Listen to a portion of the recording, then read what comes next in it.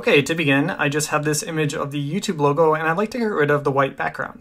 So let's go over to the Effects panel and type Color Key into the search box. Drag the effect onto your image clip on the timeline. Now, in Effect Controls under Color Key, let's first mask out the arrow in the middle by clicking the square button. Then I'll need to check the Invert checkbox so it knows to ignore the arrow with my color key.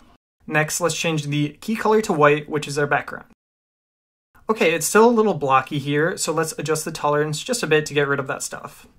And sometimes it'll be fussy like this and leave the edges for whatever reason. What you can do about this is add a quick crop effect onto your image, and then drag the side values to get rid of those imperfections.